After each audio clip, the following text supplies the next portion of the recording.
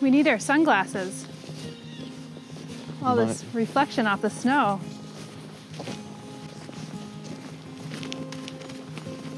I can't believe it snowed this much again already in one day.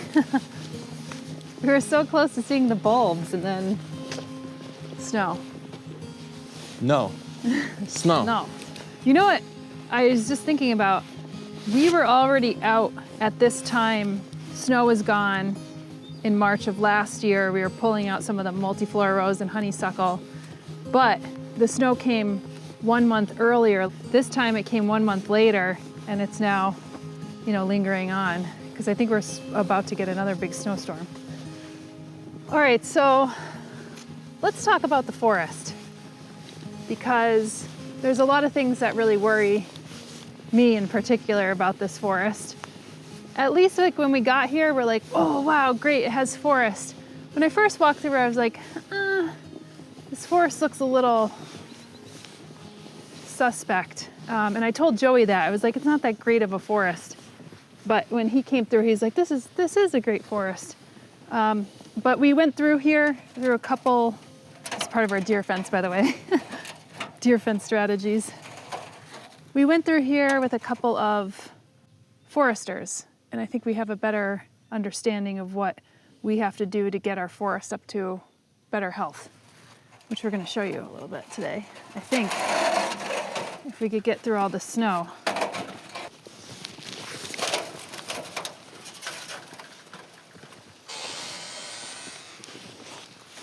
This fence is a really important part of the story because you're probably getting sick of me saying this already, but there was a study that was done in this area, New York State, and it turns out that the study showed that 70% of New York State's forests are endangered because of various different issues that are happening. The number one issue is deer browse. Now, that's part of the reason why we started to do this deer exclusion fence, so that we could get regeneration and recruitment in our forests. Now, what you're seeing here, you could pretty much see right through the forest. A little bit more challenging now because of all the snow. I know it looks like a winter wonderland. It is really pretty. But if the snow is gone and the boughs were not being like hung down, you could pretty much see right through this forest. Walking through a forest shouldn't be easy. It should have many different layers. So even if you think about permaculture, where permaculture is like, hey, look to the different layers and look to nature to see what is there. Well, if you looked at the layers here, you wouldn't really see anything. Now, mind you, this was all clear cut at some point. So, you know, this is a management practice that people look down on, obviously now, but when some of the first settlers came in, the European settlers, of course, they tried to eke out an existence, basically. And this is really marginal grazing land, and that's probably what they used it for. This has a slight slope, so they used it maybe to marginally graze. They probably clear cut all the wood, all the white pine. That's what you see right here is a white pine. And some of the large white pines were probably taken for lumber or for making homes or for firewood or whatever, what have you. So we're actually in a more even-aged transitional hardwood stand here.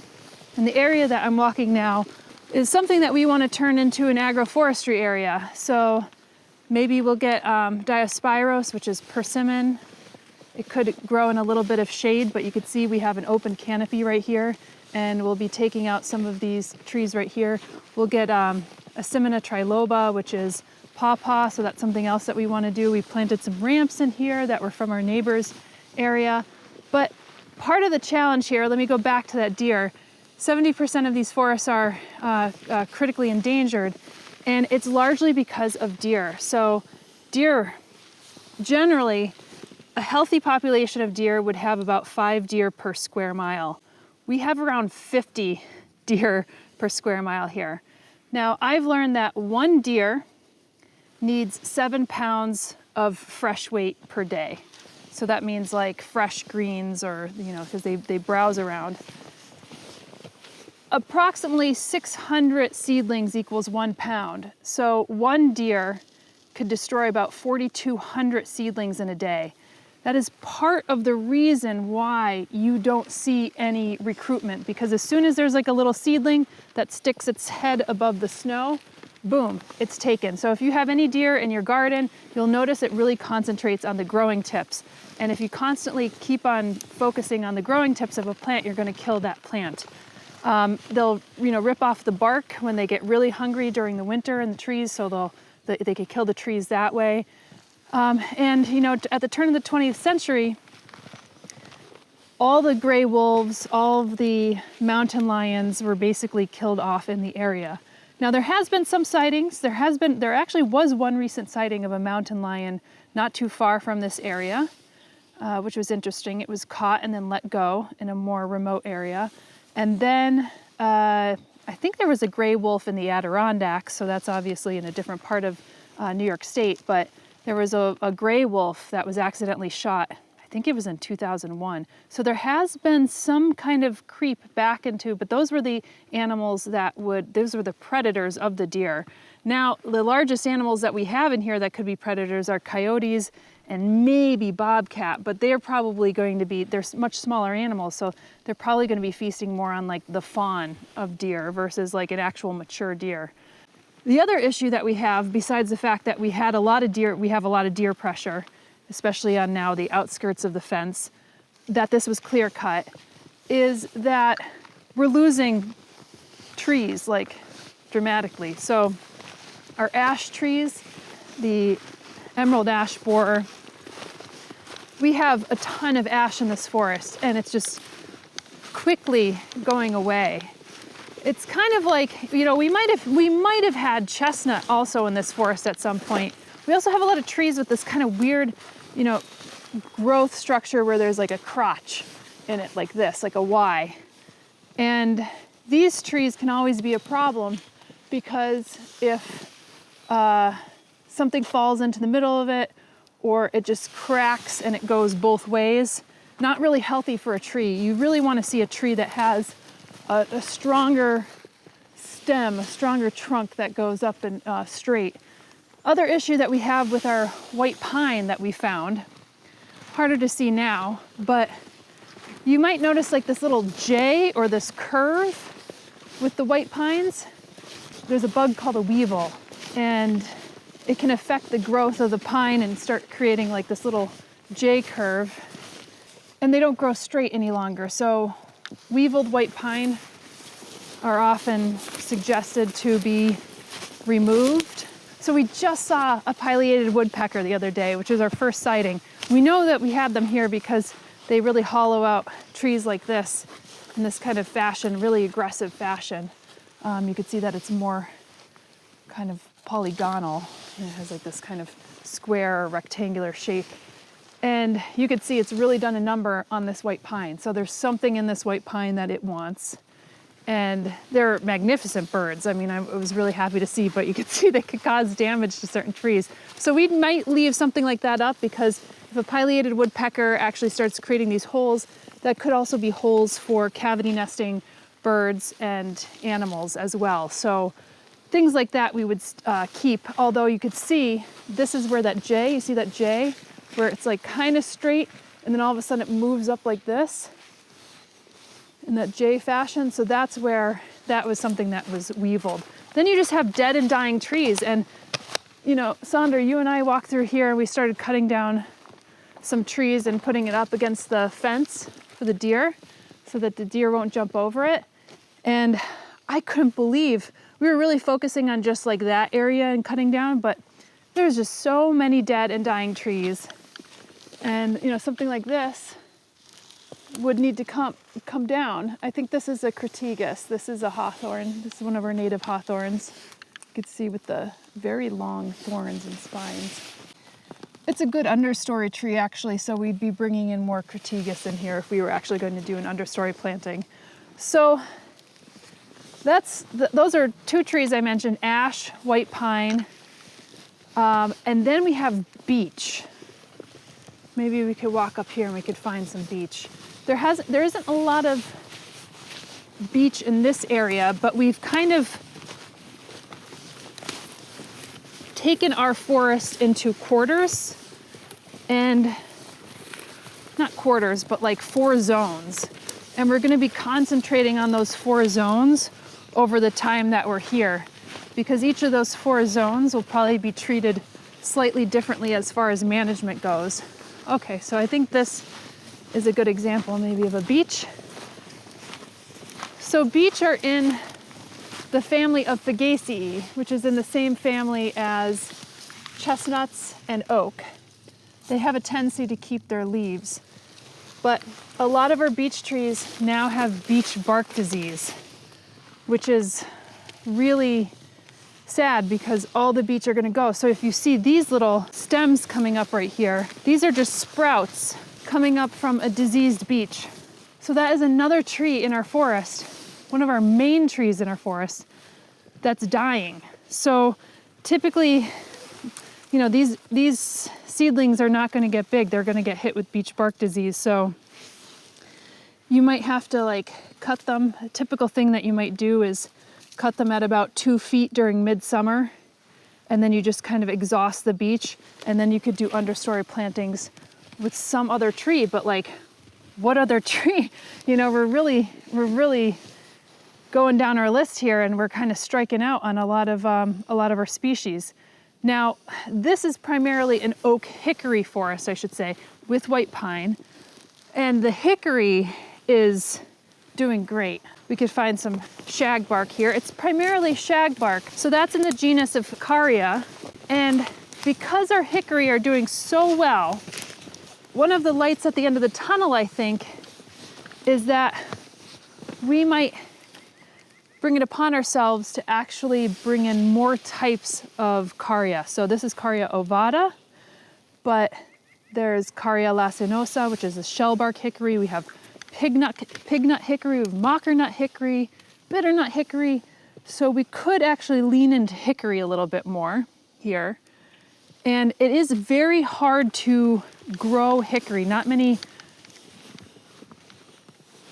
tree nurseries actually sell it because it has a really deep taproot, and you don't want to destroy that taproot. So you have to grow it in a very specific manner, but I found some nurseries out there that actually kind of do more specialize in Carya. So that's something that I think I'm interested in bringing in. The other one that seems to be doing well enough is also in the Fagaceae family is our oaks. We have northern red oak, we have white oak primarily. However, we just had last year a really bad year of gypsy moths. So this is one of our white oaks. Originally we thought this was a swamp white oak, but it's not, it's just a regular white oak. Quercus alba, instead of like Quercus bicolor would be swamp white. Oh my God, I haven't seen this in a while. Look how terrible. So those are some of the cocoons and egg masses that you see on this poor oak. Look at it even down here. Oh, this is so gross. I'm so tempted to just do this, but they stink so, the egg sacs stink so bad that my gloves would be completely ruined. So this tree was completely defoliated. Gypsy moths tend to be bad for 3 years before they get some kind of bacterial infection if it's too wet. It's been a very wet year, so we're really hoping that they just get murdered. But that was another invasive insect species, exotic insect species that was brought in, and it just feasts on oak trees. It really loves oaks. It loves maples a little less. You see it on all different kinds of trees. It loves poplar and quaking aspen. We'll get to that. So most of our oaks were defoliated, including some of our big oaks. You can see there's some sapsucker holes here. So, you know, this tree isn't doing so hot. So we have to figure something out, because if our forest is primarily oak and hickory, and then our ash is now going, and our white pine is weevilled, and our beech is gone, you know, we have hemlock. I'll show you our hemlock. Anybody who has hemlock forest may know that there's a woolly adelgid, which is another insect. Kind of almost looks like a little bit like a mealybug, a cottony mass, that is feasting on hemlock. Luckily, we have not seen this in our hemlock. Now, this is not a big portion of our forest here, but we have one of our sections way in the back, which is on the west slope, which is about a 40% slope. It's a really heavy drop. These are more bottomland trees. You'd see these in more riverine, wetland areas. And we have a lot more down there, along with actually some beech, which again has beech bark disease. And we learned that on the land that is on that heavy slope, that 40% slope, that was not cut, that was not marginally grazed. So that is our greatest potential for having an old growth forest, is actually on that slope. However, the amount of beech that are there is affected with beech bark disease. So you could potentially, you know, remove yourself from the situation and think about way into the future after we're all long gone.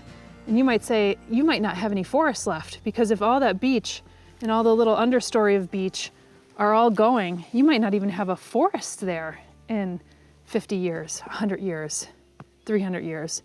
So. But won't something grow there? Like, what would come in its place? Yes, nature abhors a vacuum. It's not like, yeah. This land wants to go towards forest. What would probably grow there is our ironwood, which is really kind of more of an understory tree. It's not a big canopy tree. So if we only have a ironwood, then that will be kind of weird, because then you have this like mid-story tree, and you have all their seedlings, and then you have again this strange little monoculture because everything else died. I mean, I'm laughing, but I'm like laughing in kind of like pain and horror, because, you know, we're witnessing a moment here where we have to decide what we need to do with this forest.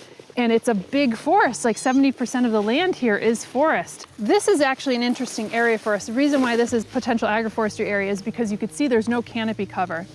Now, one of our strategies is possibly doing a shelter wood cut, which is seems really like striking, because you then open up a fair bit of canopy, you know, maybe somewhere between 50 and 70% canopy, 50 and 75% canopy gets opened. So if you take out the dead, diseased, dying trees, I would suspect we would have a lot of sunlight coming in, because a lot of seedlings will need sunlight. Even shade-tolerant species will need some sunlight to grow. So if there's like a big windstorm and it takes down a bunch of trees, you often see all of a sudden these seedlings wanting to come up. Now, if we have deer here, good luck, because there's going to be no seedlings that are going to come up, because they're all going to be eaten. And then you're going to have these wide open spaces with no recruitment whatsoever. So we think we're going to take it upon ourselves, at least in this area and the area down below near the beginning of the driveway, to actually cut down some of the dead, diseased, dying trees. We'll use it for firewood, for our wood stoves. We'll put it up against the fence like we did over here. We'll show you. Multiflora rows right here. That's another thing that we have to look out for, is like when sunlight comes in, you get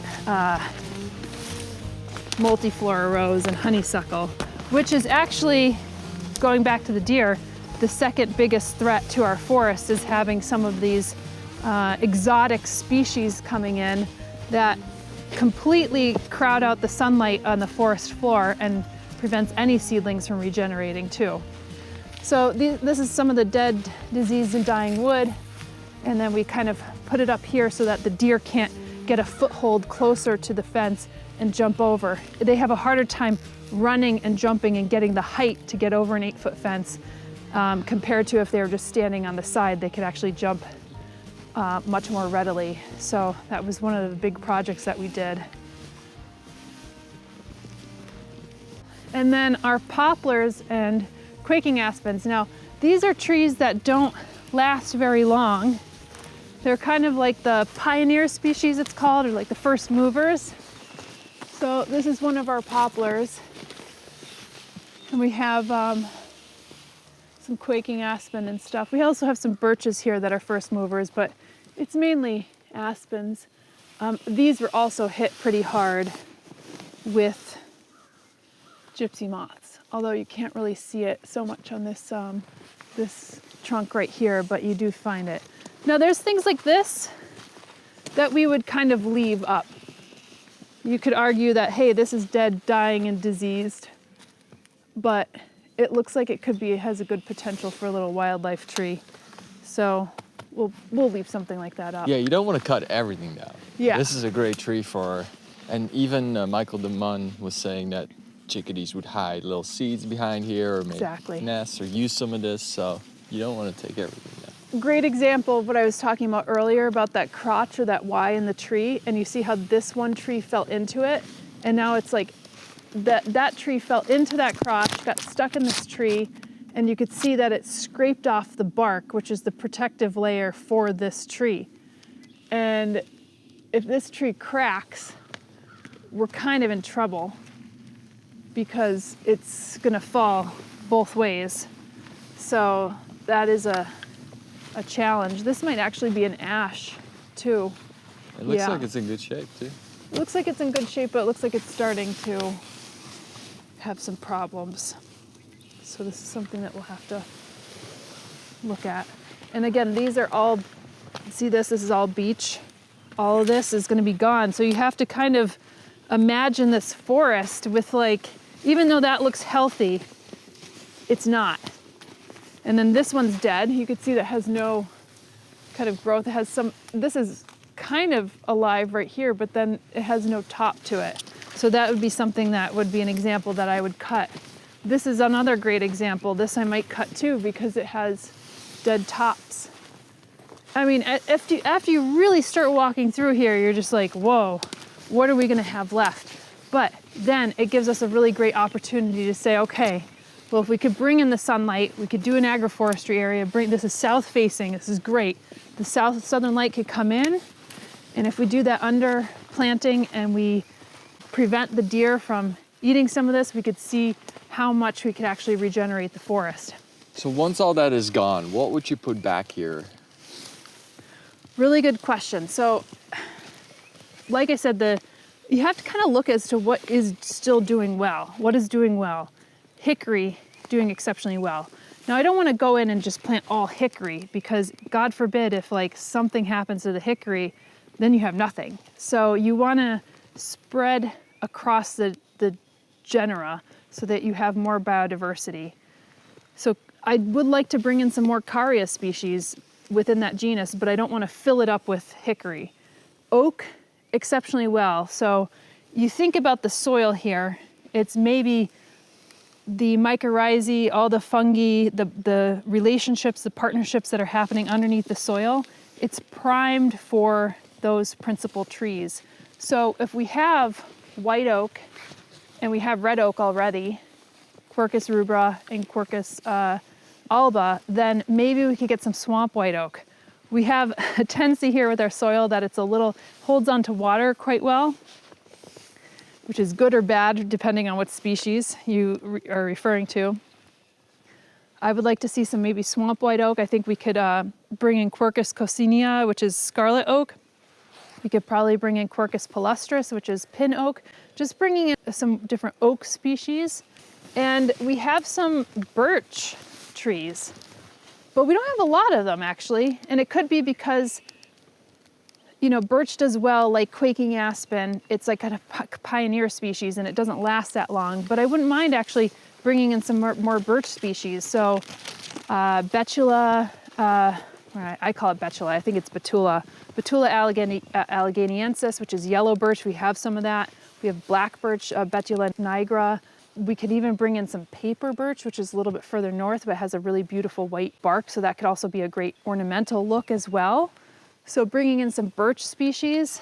I would very much, I thought maybe that this could have been a forest because we were on that, in that area where chestnuts were popular, were big. So chestnut trees began to die of chestnut blight, I believe in the 1950s. It really took 60 years for this tree that was here for millions of years to just die. And that just goes to show you how powerful, you know, an exotic fungus or insect, when it comes in, it could just destroy a whole forest of trees. And chestnuts really reigned supreme throughout the eastern coast, Piedmont area, Appalachian area, and they were huge trees. I mean, they were kind of like the eastern part of the forest redwoods. And I would like to actually see if we could get some chestnut in here, Castanea dentata, and you would think it would do well to a certain extent because it's in the same family as Quercus and also beech, right? So you'd think, oh, maybe those could partner well together. You see white pine, it's often a nice plant to partner with because chestnut likes acidic soil. But as I started to look more into our soil type here, I started to think and talk myself out of it, like this might not actually be a good place for chestnut. And the reason why is chestnut seems to thrive in more well-draining sandy conditions. They want about 25 to 75% sand in your soil mixture.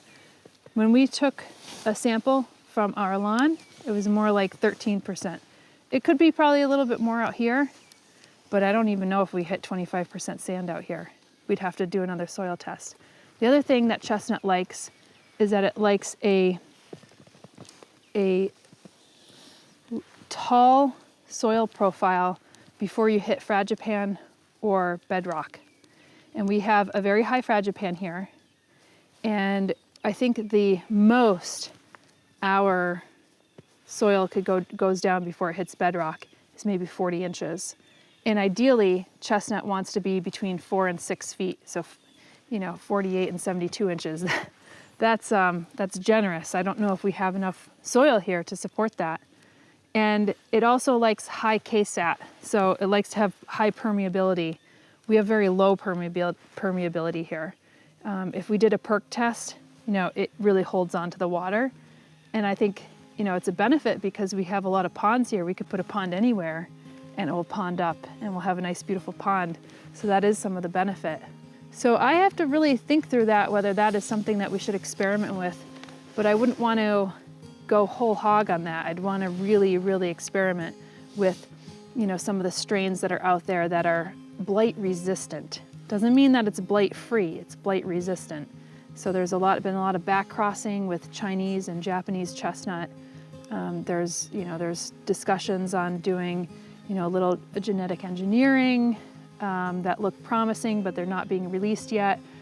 So there's a lot happening in the world of chestnut because it was such a stately tree.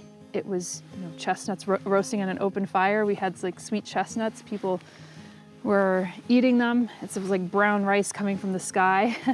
And they were really good wood as well. So we'll see if we do that. But in order to get the amount of biodiversity in a chestnut forest, there is a study that shows that you want to plant at least 300 chestnuts per acre. It's a lot of chestnuts. They're not an inexpensive tree because they're really hard to come by. And there's specific strains. So we are on the outside of the deer exclusion fence. This is the inside of the deer exclusion fence. So I think much of what we're going to be concentrating on actually won't be too much out here, but will be in here. So we'll have to go through here and cut back some of those dead or dying or diseased trees. We'll open up the canopy. Say we have letting in about 70% of that light, 50 to 70% of that light, and then underplanting with lots of other trees. Now I have lists of other things that I'd like to see. Some malice, maybe black gum. I think black gum would do really well here. And Crataegus and Amelanchier, those are some of those serviceberry. That's another Crataegus that I'm looking at right there. You could tell by the big thorns. But those are understory trees. So you want to have understory, you want to have mid-story, and then you want to have canopy trees. Celtis occidentalis, I always call it Celtis, like Celtic. But Celtis occidentalis hackberry, haven't seen that tree in here. It's a great wildlife tree. I think that would be an amazing one to have. So the more biodiversity that we could bring in here, I think the better. Removing out that dead, dying, diseased trees, putting up a deer exclusion fence to see what comes up when you could protect those seedlings, seeing how successful that is. And then also removing any of those exotic invasive species like honeysuckle and multiflora rose that tend to be shrubby and crowd out the forest floor so that no seedlings can actually get light anyway. So those are some of the strategies that we have to do in order to see this forest, I think, thrive. You know, right now we're seeing it as is, but you know, what is it gonna look like 20, 30, 50 years from now? Like, we really don't know. And I think the trajectory of it, if we do nothing, will actually be quite striking, unfortunately. So that's where we're at, but we have high hopes because we're gonna be proactive with this.